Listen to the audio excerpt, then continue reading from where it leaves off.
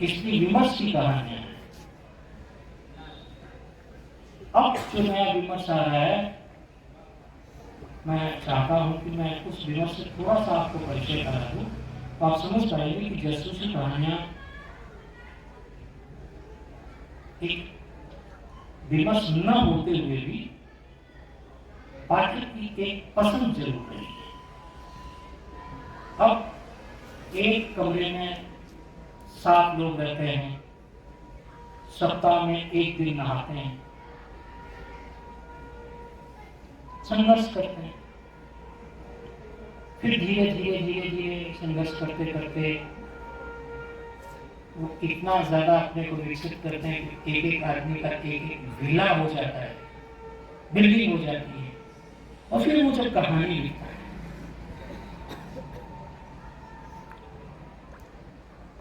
जैसे जो लंदन में गया, शारजा गया, अमेरिका गया, ऐसे बहुत सारे लोगों की व्यक्तिगत कहानियां हैं जो मैंने अभी जिक्र किया, जिनको मैं समझता हूं। तो अब केंद्र में जो आ रहे हैं, वो एक नया विमर्श आ रहा है और उसका नाम है प्रवासी कहानियों का विमर्श। तो मुझे मौका मिला कि मैं जासूसी कहानियों के विमर्श के साथ साथ, जो उस समय कोई विमर्श शायद बना होता तो काफी संस्थाएं बन गई होती, विमर्श संस्थान, जासूसी संस्थान, जासूसी समीक्षा संस्थान, जासूसी, लेकिन वो नहीं हुआ। लेकिन जो चीजें वो नहीं है वो ये है, मैं किसी परिलोक, जिसको मिस्टिक रियलिज्म कहते हैं, तो एक बड़ी चीज है जिंदगी में अचानक कोई आता है, जादू की छड़ी होता है, जिंदगी बदल जाती है। हम सबके जीवन में करीब करीब ऐसा होता है, लेकिन हम उसे जादू की छड़ी नहीं बोल पाते। अचानक कोई, उसके लिए सिर्फ जिंदाबाद शब्द के अलावा दूसरा शब्द है। क्यों? अगर वो 1% भी किसी को खड़ा कर रहा है तो साहित्य को समृद्ध कर रहा है। उसको बहुत लंबे समय तक हम नहीं चल रहे, हम कहीं उस पर हस्तक्षेप करेंगे कि साहब आपने काम शुरू किया, आपने विमर्श शुरू किया, तो अब इसको थोड़ा दिशा दे दीजिए, क्योंकि इसे 2 लाइन लिखने में दिक्कत आ रही है, 2 शब्द बोलने में दिक्कत आ रही है, हम उसको सरस्वती पुत्र डिक्लेयर कर दें, सरस्वती पुत्री डिक्लेयर कर दें, और उसके बाद वो सरस्वती पुत्र ऐसा हो जाए कि वो किसी की रस्म। तो विवाद अपनी जगह है, वाद अपनी जगह है, कहानियां अपनी जगह है, और कहानियां लिखी जानी चाहिए, इसकी बहुत जरूरत है। कविता, हमें लगता है कि कविता तो कोई भी, कोई भी लिखेगा। मैं दाने से जा रहा था, मूंगफली खा रहा था, तेरी कौन बड़ी क्या करूं, इतना सहज नहीं। और आप लिखेंगे, अगर मैं आपको कहूँ कि गर्मी आई, बड़ा अच्छा लग रहा है, हिंदुस्तान में कोई इस कविता को रिजेक्ट करना है, उनके बारे में सोचिए ना, जो 6 महीने बर्फ में, 6 महीने बाद थोड़ी गर्मी आई है, 2-4 पत्ते आए हैं, पतझड़ शुरू हुआ है, अच्छा लग रहा है, कविता लिखना, कविता नहीं अच्छी लगी, उसको अच्छी लगी जो उसको देख रहा है। एडिशन की कविता है, विदेशियों की कविता है, कजाकियों की कविता है, रशियंस की कविताएं हैं, अपनी कविताएं। तो हमारी जो सार्वभौमिकता है वो सिर्फ जासूसी है। तो शहर से चला, होटल में गया, कमरे में गया, चाबी रख गई, ये सारी चीजें जासूसी कहानियों के कथ्य में आती है। और आपसे बड़ा जासूस कौन होगा भाई? एक आदमी आता है, सब कुछ बदल जाता है और हम उसको पहचान नहीं पाते। जासूस और अलौकिक में बहुत ज्यादा फर्क नहीं है। हम कृष्ण को कितना जानते हैं हिंदुस्तान में? एक बड़े संदर्भ में तो हम मक्खन चोर के तौर पे जानते हैं, गोपियों का चिच्चोर के तौर पे जानते हैं, अक्रूर की कथा जानते हैं, उनके मंदिर अवध हमसों हरिहार चल जा, कहत कत परदेसी की बात। लेकिन उसके बाद का जो पक्ष कृष्ण का, जो राजनीतिक पक्ष है जिसमें वो जादू करते हैं, दो लोगों के, असंभव लोगों के बीच की बातचीत के बाद जो नई चीज उभर के आती है वो जासूसी। जासूसी सिर्फ नहीं है कि हमने किसी समुद्र के किनारे में सोना खो गया था, लोगों ने कहा कि भाई कैसे जासूस पता लगाएंगे, तो अमेरिका ने ऊपर से एकदम फोटो खींच के बड़ा करके पूरी टेक्नोलॉजी लगा के कई करोड़ रुपया खर्च करके पता लगाया कि ये चीज यहाँ है। ये रशियंस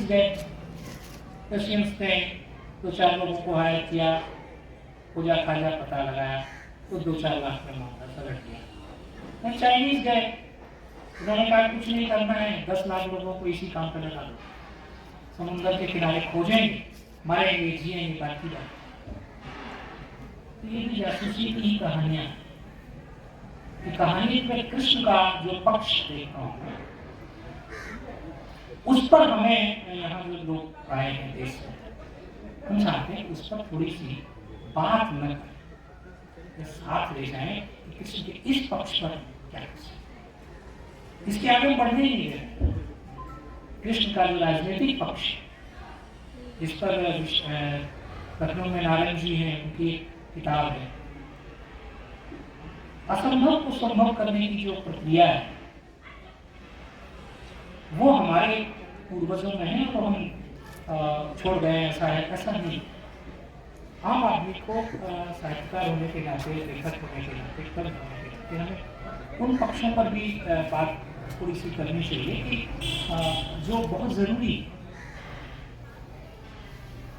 मैं महाराष्ट्र जाता हूँ, मैं फलटन पहुँचता हूँ, मैं पूना पहुँचता हूँ, तो पूना के किनारे से जब गुजरता हूँ तो वो किले नजर आते हैं, यहाँ पवन खंड की लड़ाई हुई है।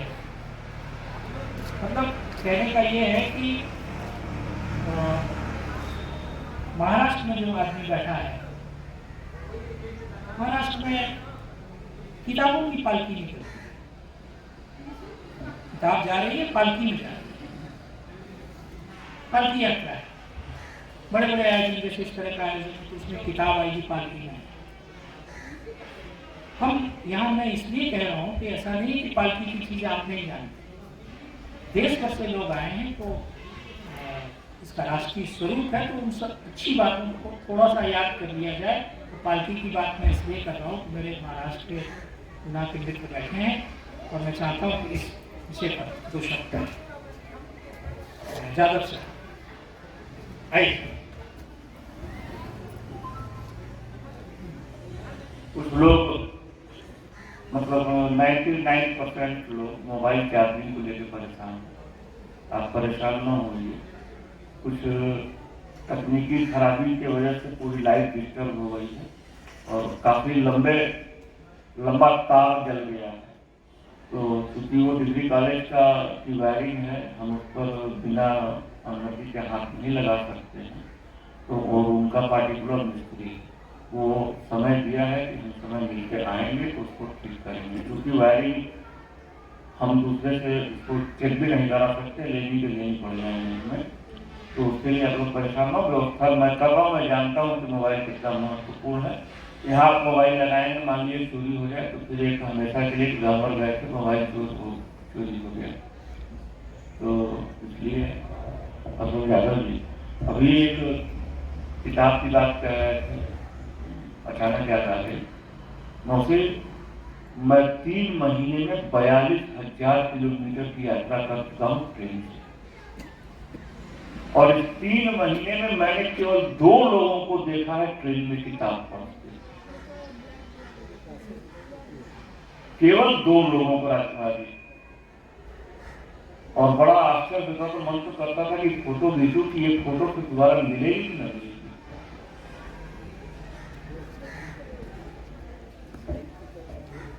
नमस्ते। आदरणीय गोपाल राम गहमरी साहब को 5 मिनट में आपको देता हूँ।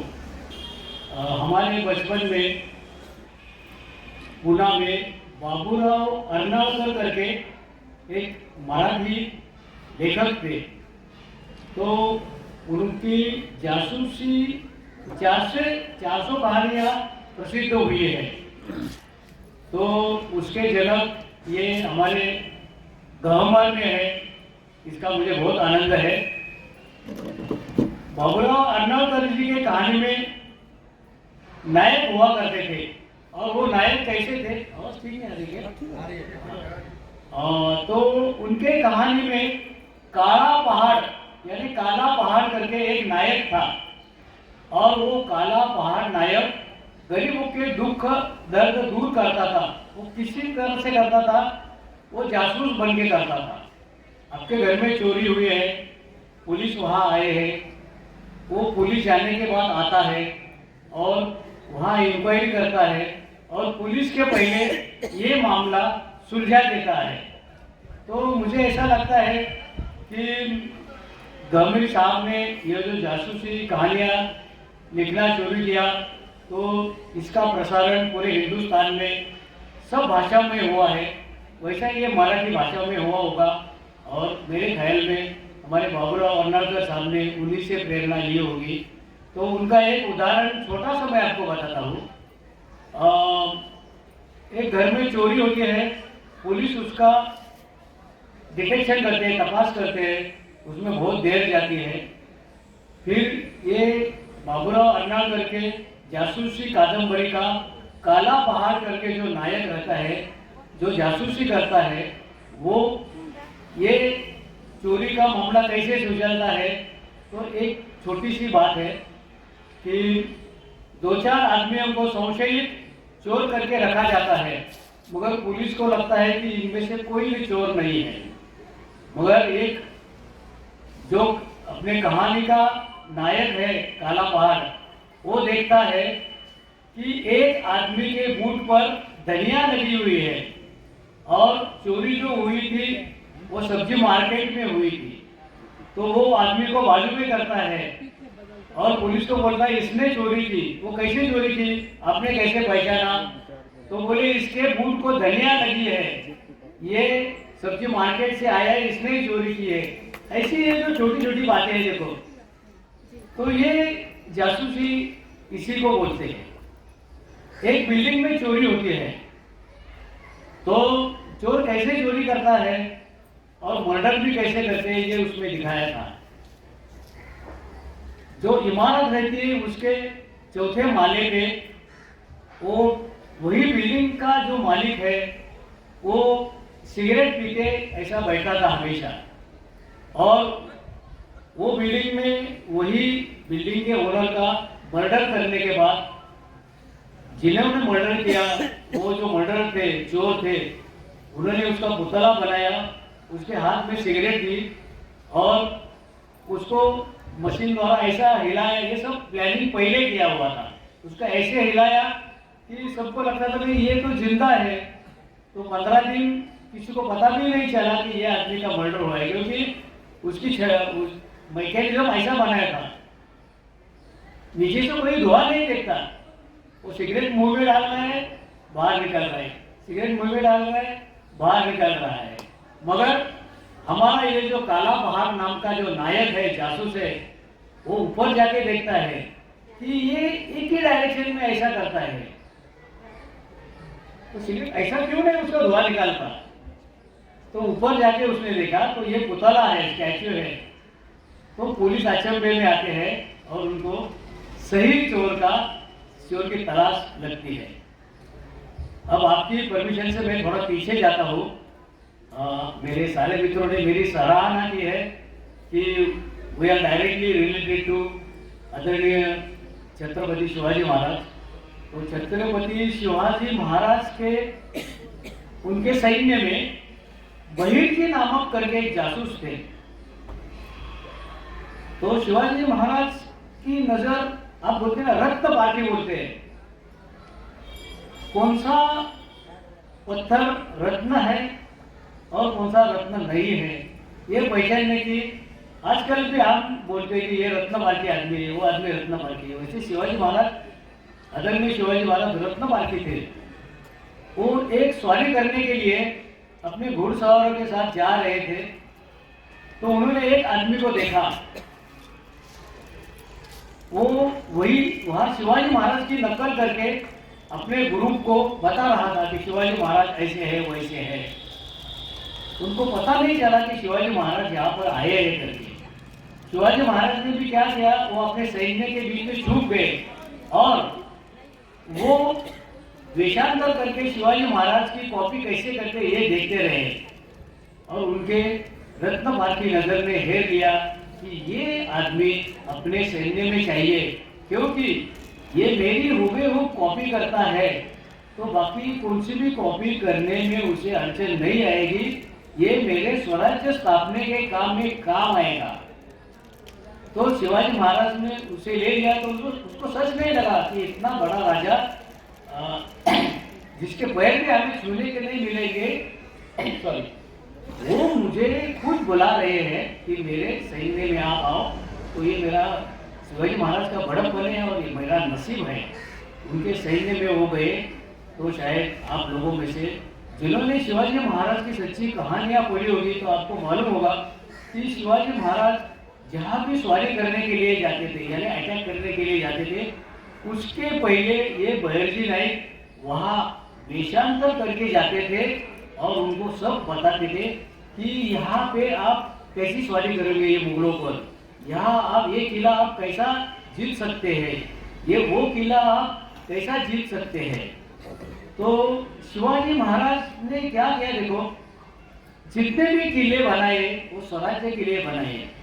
आज शिवाजी महाराज का एक भी महल ठीक नहीं है, क्योंकि उन्होंने सब पैसा जन कल्याण में लगाया।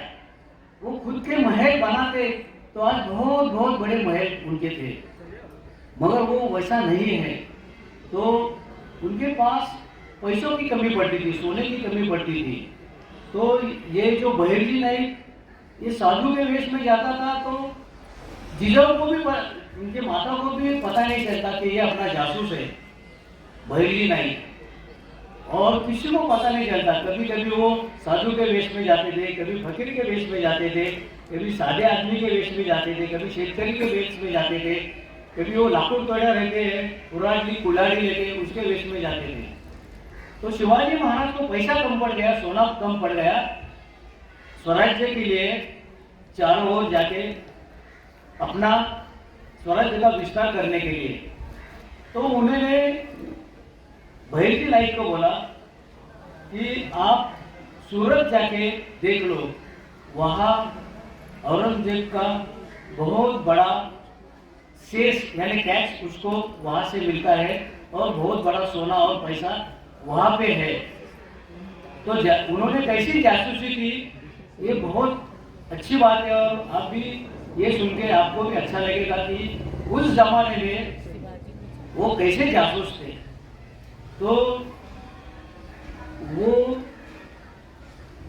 सूरत गए और वहाँ पे एक गोरा करके व्यापारी था, उसके पास इतना पैसा था कि 40 पीप को भर के उसके पास सोना था। तो उन्होंने भेष बदल के वो सब पैसा लिया, तो किसी को पता भी नहीं चला कि ये आदमी कहाँ से आया है, कौन है, या कोई ये अपनी जानकारी लेके हमें अभी ये लूटेंगे और स्वराज्य स्थापन करेंगे।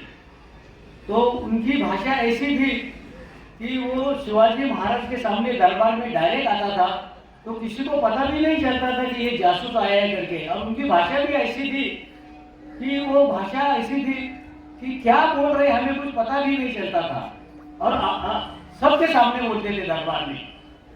तो सूरत लूटने के लिए, आपको तो मालूम होगा, सूरत शिवाजी महाराज ने लूटी थी और वो सोना चांदी से स्वराज्य बनाने के काम में लाया पैसा। तो वो बहरजी नाइक सूरत गए, सूरत का सब छानबीन किया, फकीर के बेस में गए, आए और शिवाजी महाराज का दरबार भर गया था। वो दरबार में डायरेक्ट गए, शिवाजी महाराज के सिवा किसी ने उनको पहचाना नहीं। तो शिवाजी महाराज ने उनको बुलाया और बोले, अरे आप कहाँ गए थे? तो बोले, मैं मेरे लड़के को लड़की देखने गया था। तो कहाँ गया था? तो बोले गुजरात में गए थे। तो कैसी लड़की? तो बोले लड़की की सूरत बहुत अच्छी है। यानी लूटने के लिए सूरत हमें बहुत अच्छी है, लड़की की सूरत बहुत अच्छी है। तो देखो हम आप भी बैठे हैं, मैं भी आपको कहूँगा कि मेरे लड़के को मैं लड़की देखने गया था, तो आप पूछेंगे कैसी लड़की, तो मैं बोलूँगा उसकी सूरत बहुत अच्छी है, तो आप कहेगा चलो इनको वो अच्छी मिल गई। तो सब दरबार में ऐसा हुआ कि अरे वाह वाह वाह, तो ये अपने सैनिक है, तो इनकी बहू की सूरत अच्छी है तो अच्छा हो गया, मगर अंदर में क्या जासूसी छुपी थी ये किसको पता नहीं, अलावा शिवाजी महाराज के। तो उसके बाद शिवाजी महाराज ने पुणे से जाके अभी थाने के बाजू में नया डिस्ट्रिक्ट हुआ है पालघर, वहाँ से जवाहर होके वो सूरत गए। अभी ज़्यादा बताऊंगा नहीं मैं, बहुत बीच में है। वो जवाहर में जाते समय शिवाजी महाराज की एक बहुत लड़की ये थी, लाडली घोड़ी थी, वो वहाँ मर गई। तो उसका भी स्टैचू और वो जगह भी हमने देखी है, हमने वहाँ भी प्रणाम करके आए हैं। तो वहाँ से हम बोलते हैं अभी शॉर्टकट, तो शॉर्टकट से वो सूरत में गए और वो सब सूरत लूट के लाए। तो आते समय भी किसी को पता नहीं था ये क्या लूट के लाए हैं। तो जब सूरत से अपना नज़दीक आया, उनका राजगढ़ नज़दीक आया, रायगढ़ नज़दीक आया, तो बोले ये घोड़ों पे क्या है, सैनिक को पूछते थे लोग। तो उन्होंने कहा कि ये नहीं, अभी लड़की की इनकी शादी है, लड़की की सूरत अच्छी है, तो उनके लिए ये जो विवाह बना रहे हैं, ये विवाह के कपड़े विपड़े लेके जा रहे हैं हम। तो ये जो जासूसी है वो अभी शिवाजी महाराज के काल में 1640 में ये जो घटना हुई थी, वो वहाँ पे वो बहरजी नाइक करके जासूस थे। मगर ये जासूसी कहानियाँ आदरणीय गोपाल राम गहमरी के उनके जन्म तक किसी ने लिखी नहीं। तो ये सब जासूसी लिखने का जो हम क्रेडिट देते हैं वो गहमरी साहब को देते हैं।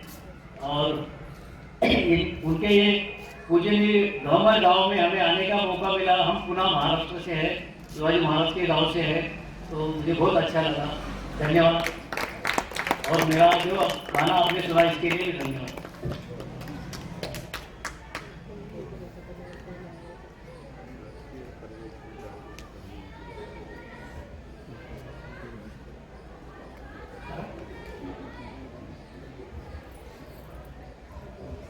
मैं एक बार फिर से अखंड प्रताप सिंह जी को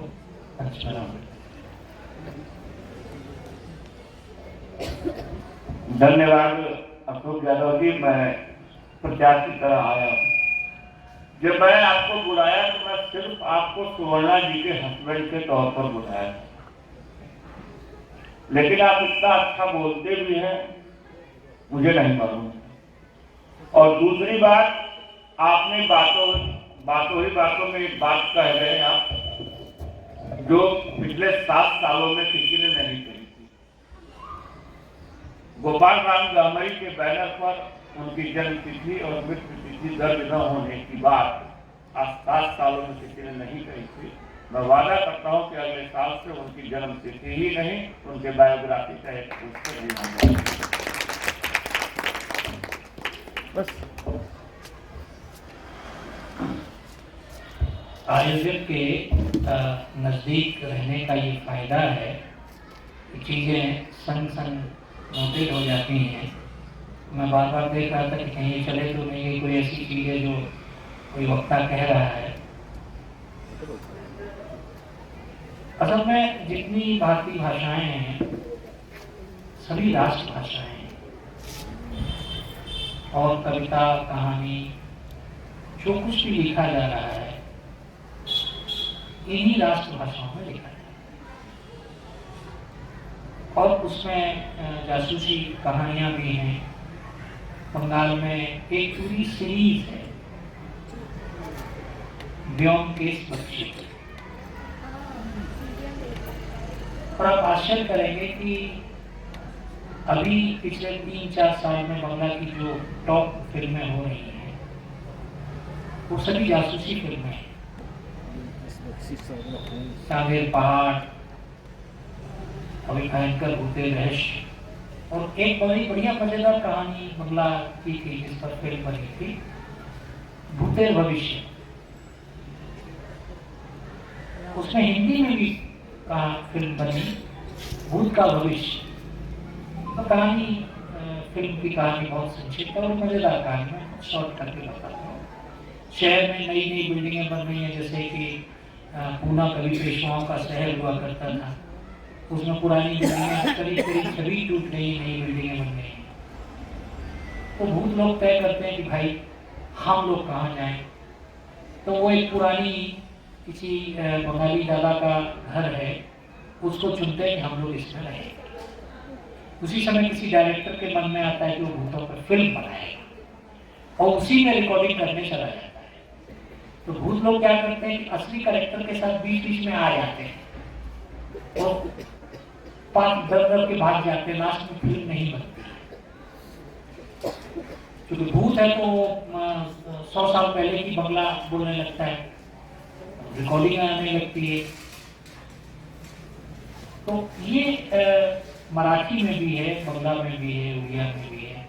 मैं स्पेशली इस बात को कह रहा हूँ कि हम लोग जगह जगह जब जाते हैं और जब हम राजभाषा का बोर्ड देखते हैं तो डर जाते हैं।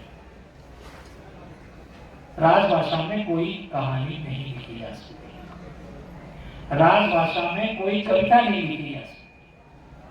राजभाषा का मतलब है राजकाज की भाषा, जिसमें राजा बोल रहा है प्रजा को, ये ऑर्डर दे रहा है, ये आदेश जा रहा है। तो अंग्रेजी में जो पपत प्रपत क्या क्या सब होते थे वो अब हिंदी में बनते हैं और बेसिकली ट्रांसलेट करके बनते हैं। इसलिए मैं आपको बोल रहा हूँ कि जो भारतीय भाषाएं हैं, सभी भारतीय भाषाएं राष्ट्रभाषाएं हैं, नोट प्रिय भाषाएं हैं, शायद भारतीय की जो भाषाएं हैं, और हर भाषा का अपना जासूसी चरित्र है। मैंने जस्ट एक भाषा का उन्होंने जिक्र किया, और ऐसा नहीं कि जिसका नाम बोल करके भाई गए हैं उस पर कोई किताबें नहीं है, किताबें भी हैं, कहानियां भी हैं। उन तक कैसे पहुंची? शिवाजी महाराज को 300 साढ़े 300 साल पहले से ये चीजें लगातार चली आ रही।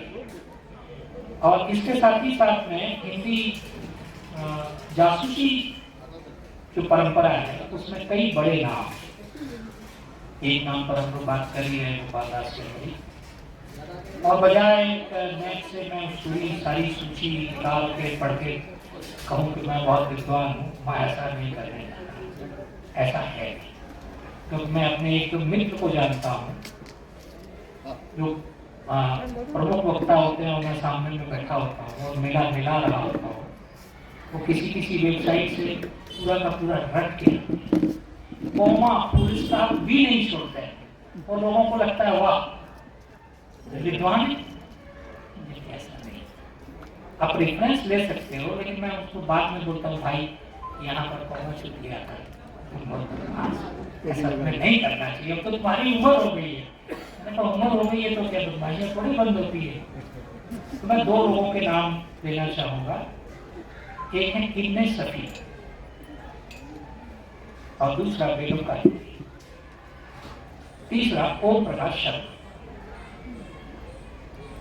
और आप देखेंगे कि जैसे एक उपन्यास लिखा, 2 उपन्यास लिखा, जैसे आप होरी के बारे में जानते हैं, प्रेमचंद की होरी है, उसी तरह से जासूसी उपन्यास में ज्यादातर में इन उपन्यासकारों ने चूंकि बड़े बड़े उपन्यास लिखे और ऐसे ऐसे उपन्यासकार रहे हैं, जैसे ओम प्रकाश शर्मा महीने में 2 उपन्यास लिख देते, बाद में 6 लिखने लगे, बाद में 10 लिखने लगे। लोगों को कहा कि क्या हो रहा है, पता चला वो एक ही लिखे हैं, 6 नकली हैं।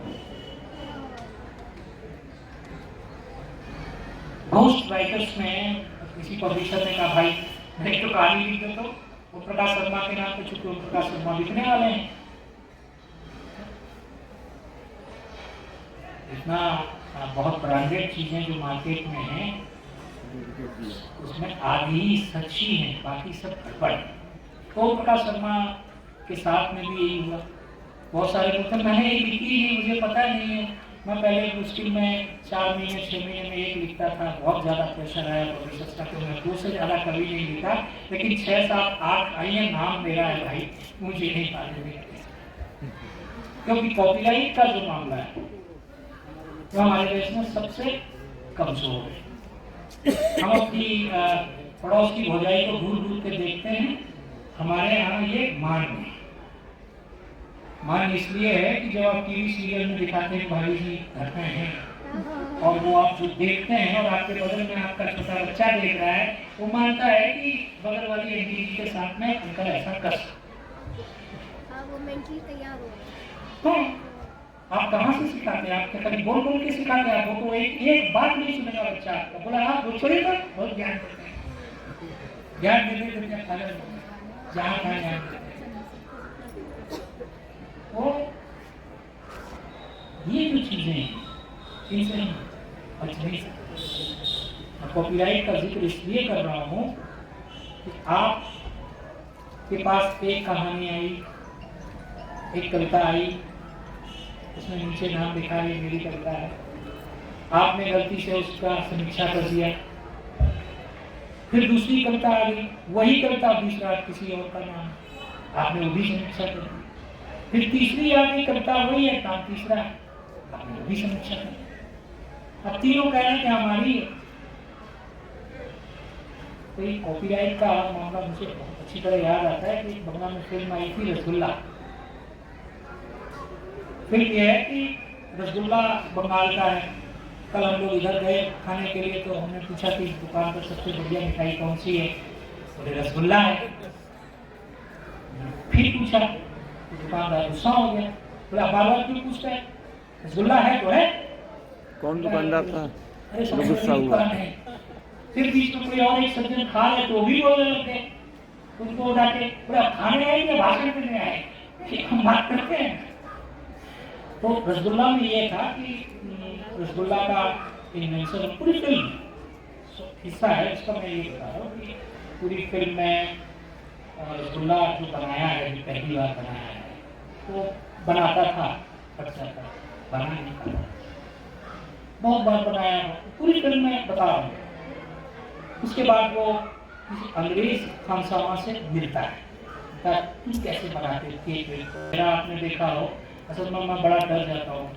बहुत दिन जवानी में बहुत लोगों ने मेरा नाम खुशी रख दिया था, मेरे बाल बड़े बड़े थे भाई की तरह से, तो तब से मैं चंद्रकांता संतति का दाम आता है तो डर जाता हूँ। लेकिन सच यही है कि यही वो क्षेत्र है, आप चले जाइए, बक्सर है, डुमराव है, बनारस है, सासाराम है, दिल्ली अंशुल है, ये पूरा अंचल जो चुनार है, चुनार का किला है, अय्यार है, तुलसी है, वो सारी परंपरा यही की है।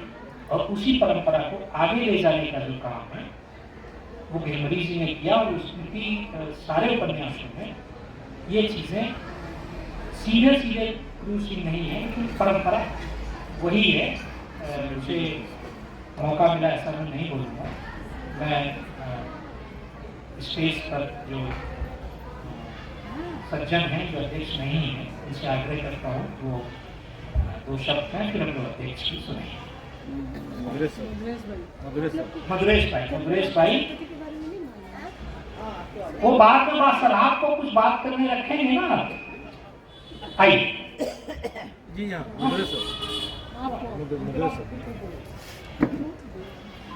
हमने 1 महीने में पढ़ी थी 800 पेज की किताब।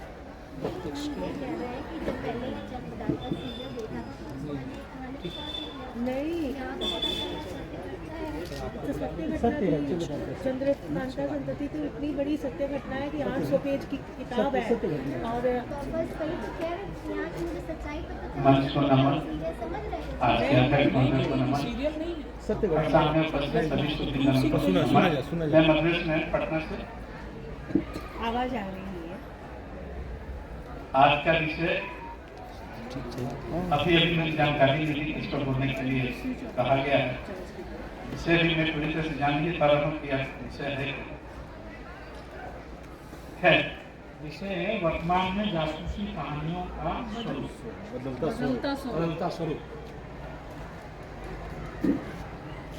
अभी मंच संचालक महोदय हमारे पूर्व वक्ता विस्तृत जानकारी इस विषय पर आप हमको दे चुके हैं और मैं जान रहा हूँ कि यहाँ उपस्थित सभी सुधीजन अध्यक्ष महोदय को सुनने के लिए बहुत ललायित हैं।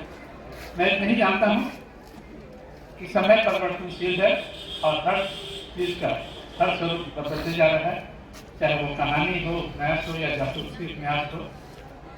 आज हर चीज को हम लोग कहानी के बदले आज हम लोग लघु कथा सुनना बहुत पसंद करते हैं। 3 घंटे की फिल्म की जगह हम लोग दूरदर्शन या अन्य चैनलों पर वेब सीरीज देखना पसंद करते हैं। प्लस जो एपिसोड सब आता है, जो सीरियल बनती है उसको हम लोग ज़्यादा देखना पसंद करते हैं। कोई वक्त नहीं जाना चाहते कि 3-3 घंटा बैठ करके कोई फिल्म देखे या एक मोटी पुस्तक कहानी की हो या उपन्यास की हो, तो ये पढ़ना नहीं चाहता है, हर आदमी चाहता है। यही कारण है कि आज के दिनों में जितना लघु कथा प्रचलित हुआ है, जितना लोग उसको चाहने लगे हैं, कहानी की, हम नहीं कह रहे कि कहानी नहीं लिखी जा रही है, चाहे वो जासूसी हो, सामाजिक हो, जो भी है वो सब लिखी जा रही है, हर तरह के उपन्यास लिखे जा रहे हैं, लेकिन पाठक पढ़ने वाले लोग कम होते जा रहे हैं। और उसी जगह लघु कथा ये सब तो पढ़ने वाले की संख्या बढ़ते जा रही है दिन पर दिन। हम समझते हैं कि आप ज़्यादा बेहतर बताएंगे कि लघु कथा के क्षेत्र में, या दिवाली बताएंगे कि लघु कथा के क्षेत्र में आज पाठकों की भी संख्या बहुत बढ़ गई है और लघु कथा लेखन वाले लोग भी बहुत बढ़ गए हैं। तो हम बेहतर है कि हम अध्यक्ष महोदय की सुने और आप सबको मेरा नमन।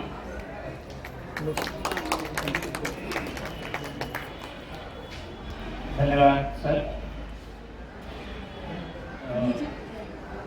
हम लोग लगातार कार्यक्रम करते हैं, किसी किताब का लोकार्पण करना है, गए किताब दे आए, 7-8 दिन किताब रखी रही, अध्यक्ष जी आए, बोले मैं किताब पढ़ी तो नहीं है, लेकिन बोले तो खूब। फिर हमने पूछा सर अब तो 1 सप्ताह पहले गए तो बिमला जी आई थी, मुझे क्या है वे सर हमको मुझे फोन कर दे। मैं एक ऐसी घटना बता रहा हूँ, घटना इसलिए बता रहा हूँ कि पब्लिक लाइफ में हम लगातार ऐसी जो गैलरीज है जिसमें सभी लेखक हैं, उसमें तो चीज़ें बहुत अनौपचारिक भी चली जाती हैं, लेकिन औपचारिक तौर पर जब हम अपना संचालन कर रहे हैं तो अब विषय के साथ में कोई जासूसी करना नहीं है, चीज़ों को सीधे सीधे हमें बोलना पड़ता है और बोलना चाहिए। मैं एक बात के लिए तो आयोजकों को धन्यवाद इसलिए दूंगा कि गैवरी जी जासूसी उपन्यास लिखते रहे हैं और उनकी जो परंपरा है उस पर आपको सीधा जिक्र आया कि वो जो अय्यारी पना है, जो चंद्रकांता पद्धति है, वो परंपरा है, क्योंकि वो इस क्षेत्र के थे। और 2 चीजें मुझे फिर भी बोलने का मन करता है और वो है सर्कस। मैंने सरकार, आंदोलन, मनोरंजन के दूसरे साधन के साथ हमारे देश से खत्म हो गया सर्कस। हम लोगों ने, बहुत कम लोगों ने पिछले 15 साल में, 20 साल में कोई सर्कस देखा। और सर्कस में हम बच्चे थे तो हमको लगता था कि सबसे जो कमजोर कलाकार है वो जोकर है। और जिन्होंने मेरा नाम जोकर देखी होगी, लोगों ने देखी है, बाकी तो फिल्में हैं, बाद में शाहरुख खान का सर्कस आ गया। असल में जो मुख्य किरदार है, अगर उसकी गंभीरता को नहीं समझ पाते हैं, हम उसे सर्कस कहते हैं कि ये सर्कस है और इसका ये जोकर है।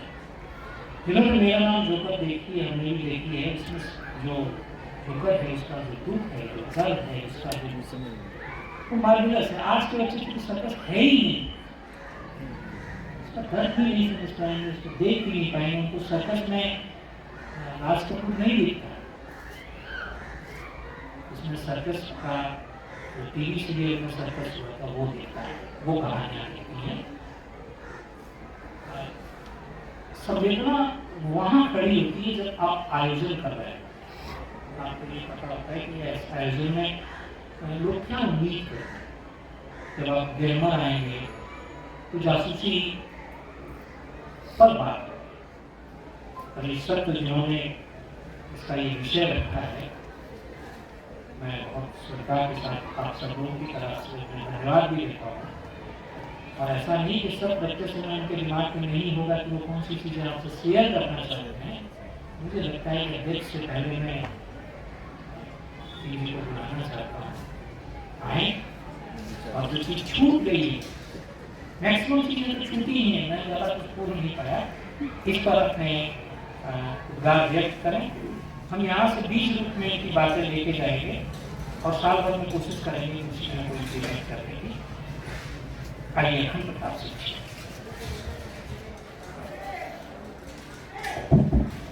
धन्यवाद संचालक महोदय। अभी सबसे पहले तो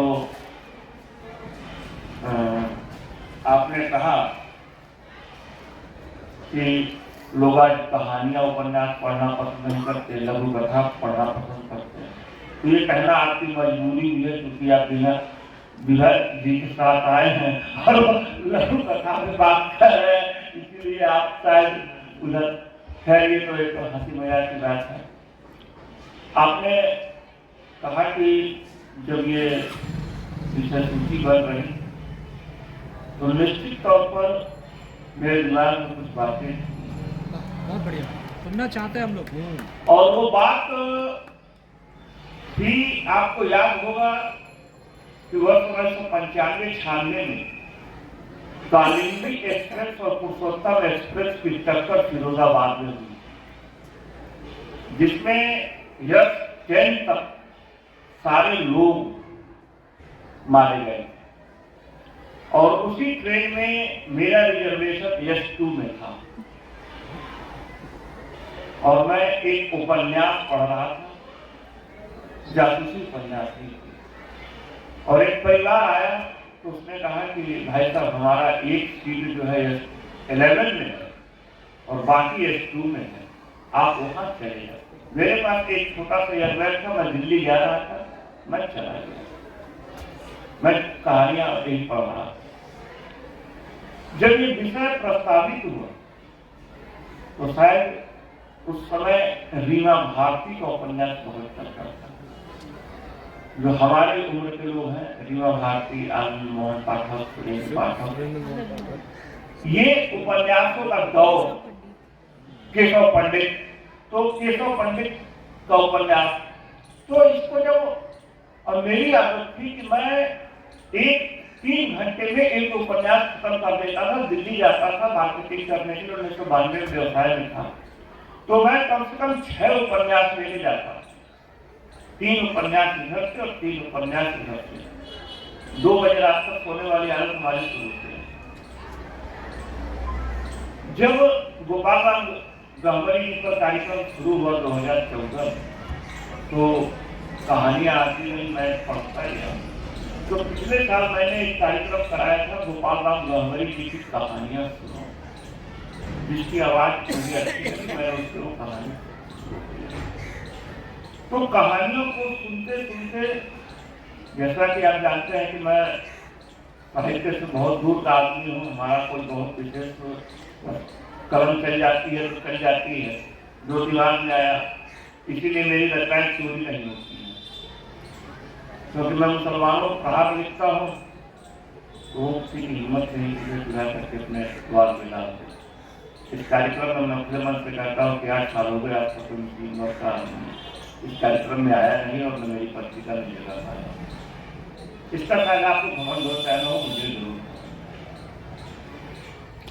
तो जब मैं उपन्यास पढ़ने लगा तो देखने लगा कि गोपाल राम गहमरी की जब कहानियां सुना तो उसके प्रतीकों के माध्यम से बात कही गई।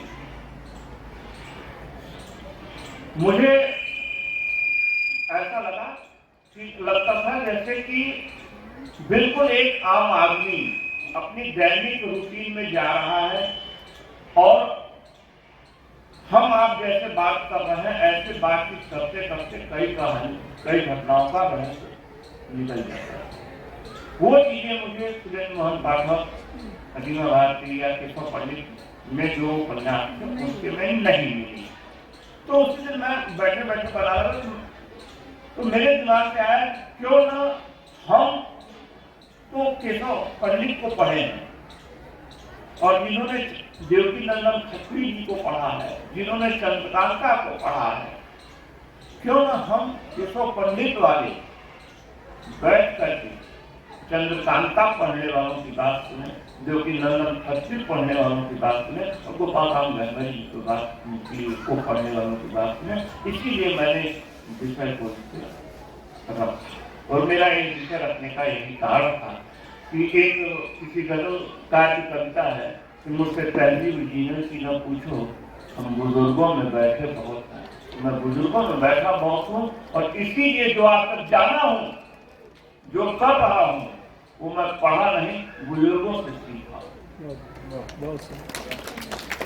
मैंने केवल अपने बुजुर्गों से सीखा है जो मुझे जानकारी है और केवल मैं टंके की चोट पर कहना चाहता हूँ कि मैं उनके साथ बैठने, उनकी बातें सुनता और सीखता रहूंगा। तो ये कारण था हमारा इस शब्द को रखने का कि हम दोनों के मत बात सुनेंगे और एक निष्कर्ष निकालेंगे, क्योंकि साहित्य समाज के लोग आए हुए हैं। कई लोगों ने मुझसे कहा कि गोपाल राम गहमरी पर फिल्म क्यों नहीं बनाते। आप यकीन नहीं करेंगे, उनकी छोटी छोटी कहानियों पर अच्छी फिल्में बन सकती हैं, लेकिन कहानियों पर फिल्म क्यों नहीं बनती, इसके विषय में हमारे खास लोग जानते हैं। वो भी दिन आएगा जब गोपाल राम गहमरी पर यदि ईश्वर का आशीर्वाद रहा तो कोई न कोई फिल्म गोपाल राम गहमरी के जासूसी उपन्यास पर अगले साल रिलीज की जाएगी, लेकिन इसका दावा नहीं है। मैं उस चीज का 12 सालों से इंतजार कर रहा हूँ, इस चीज की मुझे जरूरत है। तो इसी सब बातों के साथ मैं अपनी बात समाप्त करना चाहता हूँ। इतना जरूर है कि जासूसी कहानियों को पढ़ने का ट्रेंड अभी खत्म नहीं हुआ है और शायद मैं गलत हूँ कि सही हूँ, सबसे बड़ी जासूस जो होती है वो माँ होती है। आपकी कौन सी गलती को कहां से निकाल करके पिता को कैसे प्रस्तुत करके पिटाई कराना है, इसकी सबसे खूबसूरत कला जानती है। दिन भर की गलतियों में से एक गलती को चुनेगी, वो पता नहीं कहां से उसके पूरे परिवेश को निकालेगी और जब पापा आएंगे शाम को चाय पीने तो उसका पूरा ऐसा वर्णन करेगी जैसे कि वो घटना खुद मौजूद हो और उसके बाद जब पिटाई शुरू हो जाएगी तो 2 चप्पल के बाद आके हाथ शुरू हो जाएगी। तो सबसे बड़ी जासूस तो मां हो। ये मेरी अपना मेरा मानना है, जो मैंने जेला है, पिटाई जेली है। वो तो इतना बोलते। तो यही आपसे निवेदन है कि यदि आप कहानीकार हैं, लिख रहे हैं, तो कहीं न कहीं गोपाल राम गहमरी की जासूसी कहानियों का जो अंश है उसको प्रस्तुत करने की कोशिश करें। एक तुलनात्मक अध्ययन, क्योंकि यहाँ विषय हर साल तो यही रहता है तुलनात्मक अध्ययन, क्योंकि हमारी कोशिश रहती है, जैसा आपने सुना है कि हम सीखने और सिखाने का मंच बुलाते हैं। मैंने कल भी कहा, अभी एक बहुत अच्छी बात लगी परसों दिव्या रानी जी की, इन्होंने कहा एक किसी महिला के नाम के आगे लिखा इन्होंने कि लघु कथा सीख रही है। मेरे लिए मैं बताऊं कि वो जो लघु कथा सीख रही है, वही इस कार्यक्रम की असली हीरो है, क्योंकि वो सीखने आई है। और जो सिखाने आया है वो इस कार्यक्रम का असली साहित्यकार है, क्योंकि वो सिखाने आया है। वो अपना मंच को आपको दुनिया भर के मिलेंगे और हमसे 1 लाख दर्जे अच्छी व्यवस्था के साथ आपको कार्यक्रम पूरे देश में मिलते हैं। लेकिन हमारा काम है कि आप सीखने आए हैं, सीखना चाहते हैं तो आइए और सिखाना चाहते हैं तो आइए, क्योंकि आपके जाने के बाद आपकी किताबें पढ़ेंगे लोग वो ठीक है, लेकिन पब्लिकली वही व्यक्ति कहेगा कि हमें रघुराज शंकर योगी ने सिखाया था, हमें राजकुमार जैन जी ने सिखाया था, हमें लीला रानी जी ने सिखाया था, और उसकी बात 1 लाख सुनेंगे, और जो बातें कान से सुनी जाती हैं वो सीधे दिल पर अटैक करती हैं, किताबें दिमाग पर असर करती हैं। जय हिंद, जय भारत।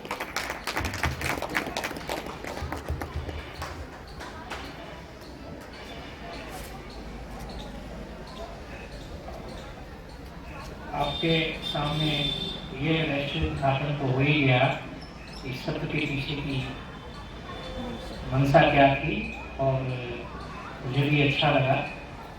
बात यहीं खत्म नहीं होती है, बात यहाँ से शुरू होती है। मैं अध्यक्ष को सादर आमंत्रित करता हूँ, डॉक्टर रघुराज सिंह कर्मयोगी जी, वो आए तो अपना अध्यक्ष रखें।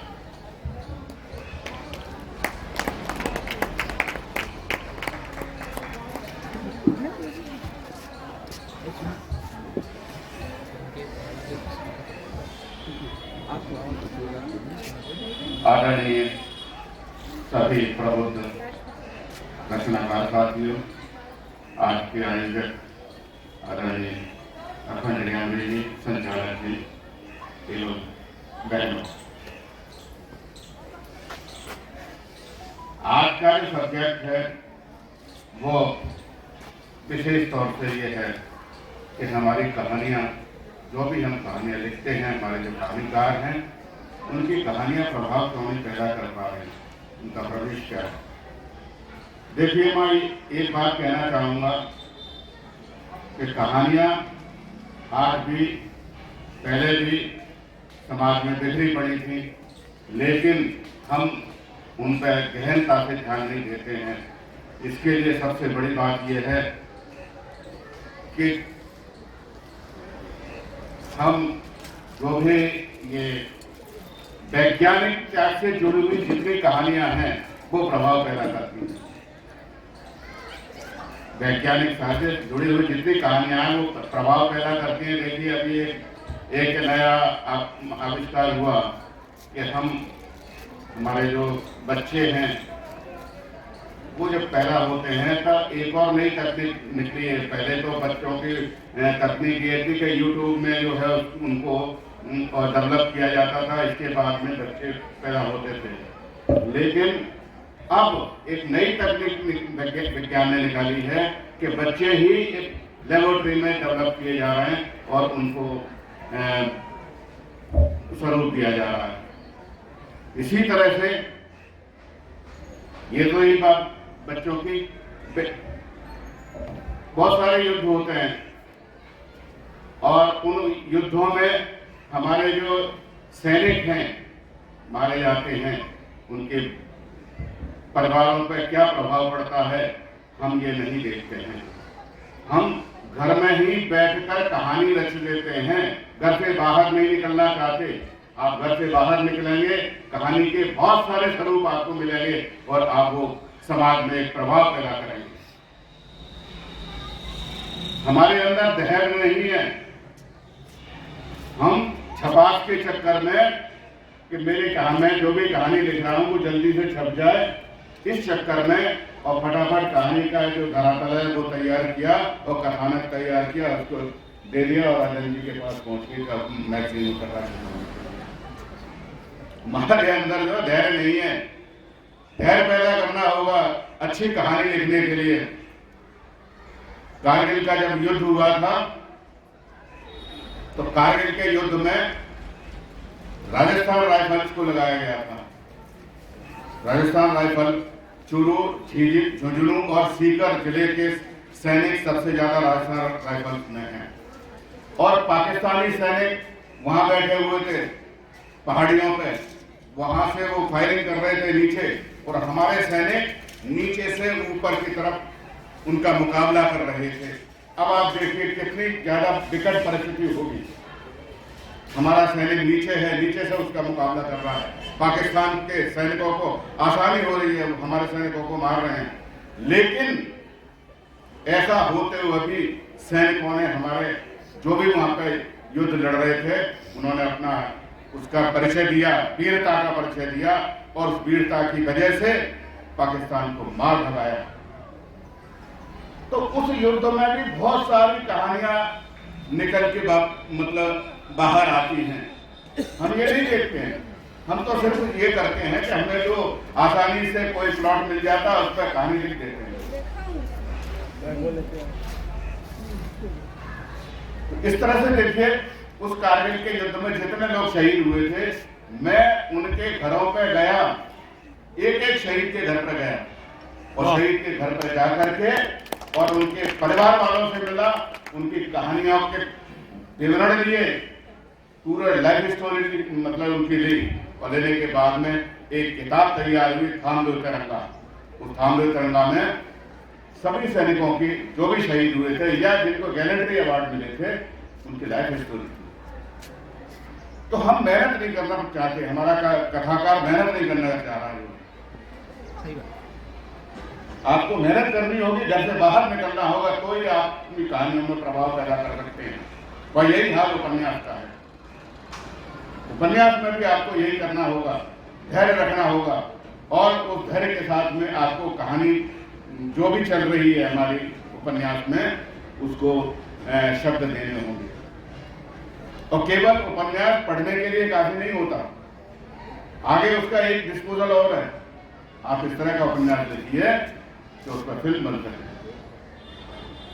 आज फिल्मी दुनिया में मतलब कहानियों की बहुत कमी है, उपन्यासों की बहुत कमी है। वो डिमांड करते हैं कि हमें उपन्यास दीजिए और ऐसे उपन्यास दीजिए जिन पे हम फिल्म बना सकें, लेकिन हमारा कथाकार, हमारा रचनाकार वो उपन्यास नहीं दे पा रहा है जिन पे हम जो है वो लोग फिल्में बना सकें। तो मेरे दोस्तों, मैं चाहूँगा कि आप अपनी लेखनी में प्रभाव पैदा करें, घर से बाहर निकलें, बाहर निकल के और फिर जो आपकी कहानियाँ लिखी जाएंगी, आपके उपन्यास लिखे जाएंगे, उन्हें लोग ध्यान से पढ़ेंगे, उनके ऊपर आगे चल के और भी कार्रवाई होगी। केवल पढ़ना ही काफी नहीं होता, फिल्मी दुनिया के लिए इस तरह से आप अपने आप को एक कलाकार के रूप में ढालें, लेखक के रूप में ढालें। यही मेरा कहना है। बहुत बहुत धन्यवाद। आप लोगों ने मुझे सम्मान दिया, मैं इसके लिए आभार प्रकट करता हूँ आदरणीय अखंड गैमरे जी का, और मुझे सुना आप लोगों ने, इसके लिए मैं बहुत आभारी हूँ।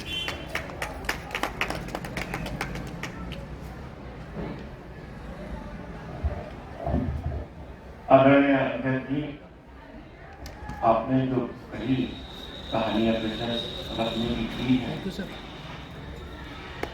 तो निश्चित तौर पर पैसे बिना रखे हुए कोई आदमी कर्मयोगी नहीं बनता। मैंने आपको पढ़ा तो नहीं है और न इस कार्यक्रम से पूर्व आपसे बहुत अधिक परिचय था हमारा, लेकिन जब आपकी वो जीवनी हमारे सामने आई तो मैंने उसको देखा और देखने के बाद फिर मैं आपको देखा।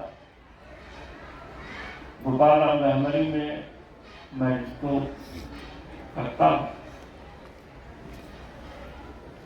अभी एक बात आई टीवी सीरियलों की, भाभी जी पर कुछ कर रहे, भाभी जी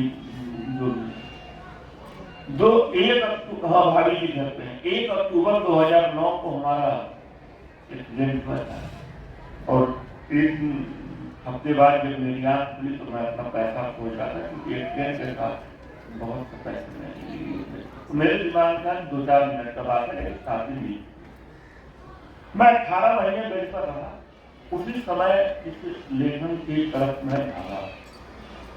सबसे पहले मैंने गहमर के इतिहास को सुना और उस समय 3 सीरियल आते थे, क्योंकि बेड था तो कोई काम तो था नहीं। मैंने अपने कमरे से घड़ी हटा दी। एक कहावत है अंगिका में उसूल जानती होंगी कि अंधरा के सुतले की अंधरा के जगली। ये हमारी मम्मी कहा करती थी कि अंधरा के सुतले की अंधरा के जगली, यानी कि अंधे के जगने से और अंधे के सोने से हो जाता। तो वो सीरियल मैं ठीक हो गया। 5 मई 2012 को मैं बैसाखी छोड़ के चलने लगा। सारा कुछ इसके बाद कभी कभी आता था, शाम को बैठता था, तो क्या तो वही अर्चना का विवाह अभी नहीं हुआ है और 3-4 सीरियल उसमें आते थे। अब वो उनकी लड़की और उनका बाद में शायद हाई कोर्ट का जजमेंट आया कि इसके बाद जो है इसको बंद करना पड़े, तो बड़ी मुश्किल से उसको बंद किया गया। देश दिल पर की कहानियां मुझसे लोग पूछते हैं कि भाई साहब रचना भेजनी है आपकी किताब में। हमने कहा कितनी भेज दूं, और मैं आपको बता दूं कि जिसने मुझे पूछ दिया कि कितनी भेज दूं, मैं उसकी किसी कीमत नहीं लगाता। रचना एक भेजो भाई, लेकिन उतर जाए। अभी अंक मैंने जो साहित्य सरोज का अंक आया है, मैंने पूरी की पूरी पत्रिका 24 घंटे में कंपोज की है, लेकिन कुछ कहानियां ऐसी थी जो मुझे पूरे पढ़ने पर बाध्य कर दी। एक डॉक्टर सुवर्णा यादव जी की कहानी है लघु कथा। अभी लघु कथा में चर्चा होगी, मैं उस कहानी को चर्चा में इंगित किया हुआ अपने की। मुझे लगा है कि नहीं है इसका फैसला अभी श्रीवास्तव जी करेंगी और आप लोग करेंगे, लेकिन मुझे लगा कि वास्तव में लघु कथा का खेल होगी। 10 शब्द पूरी बात जम होती है जो मैं लघु कथा समझता। तो इस प्रकार यह सत्र अध्यक्ष जी के भाषण के बाद, और वास्तव में मैं ये कहूँगा कि लगभग हमारा ये सत्र एक सफल सत्रों में रहा। अगला सत्र हमारा तुरंत ही शुरू होगा और उसका नाम है हिंदू धर्म के त्योहारों का बदलता समय। और इस सभा की अध्यक्षता डॉक्टर हेलो नहीं चलिए, चलो कोई बात नहीं, लाइट कर गई। इस सभा की अध्यक्षता क्या हुई, कट गई। डीजल मंगा लेना तुम, इसको 1 मिनट, इसको कट कर रहा पापा, कट कर रहे हैं इसको।